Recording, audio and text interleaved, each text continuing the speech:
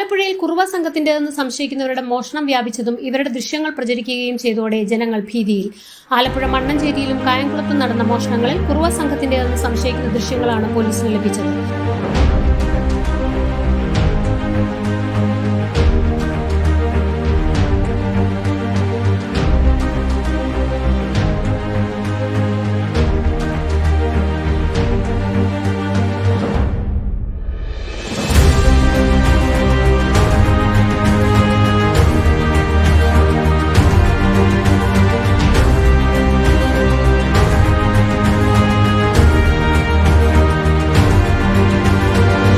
ഇവരെ പിടികൂടാൻ ആലപ്പുഴ ഡിവൈഎസ്പി മധുബാബുവിന്റെ മേൽനോട്ടത്തിൽ 7-അംഗ സ്പെഷ്യൽ സ്ക്വാഡിനെ രൂപീകരിച്ചു.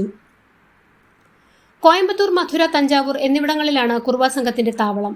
ദേഹത്ത് എണ്ണ, കരിയോയിൽ എന്നിവ തേച്ചാണ് മോഷണത്തിനെത്തുക. അടുക്കളവാതിൽ തകർത്താവും അകത്ത് കടക്കുക. മോഷണ ശ്രമങ്ങൾക്കിടെ വീട്ടുകാർ ഉണർന്നാൽ ആയുധങ്ങൾ ഉപയോഗിച്ച് ആക്രമിച്ച് കീഴ്പ്പെടുത്തുന്നതാണ് രീതി. വസ്ത്രധാരണത്തിലെ പ്രത്യേകത കൊണ്ട് ഇവരെ തിരിച്ചറിയാനും പാട്. തുടർച്ചയായി ആലപ്പുഴ മണ്ണഞ്ചേരിയിലാണ് കുറുവ സംഘത്തിന്റെ സാന്നിധ്യം തെളിയിക്കുന്ന CCTV ദൃശ്യങ്ങൾ പോലീസിന് ലഭിക്കുന്നത്. മണ്ണഞ്ചേരിയിൽ 3 സ്ഥലങ്ങളിൽ മോഷണവും 2 മോഷണ ശ്രമവും ഉണ്ടായി. കായംകുളത്തും കരിയിലക്കുളങ്ങരയിലും കുറുവ സംഘത്തിന്റേതെന്ന് സംശയിക്കുന്ന ദൃശ്യങ്ങളും പോലീസിന് ലഭിച്ചു.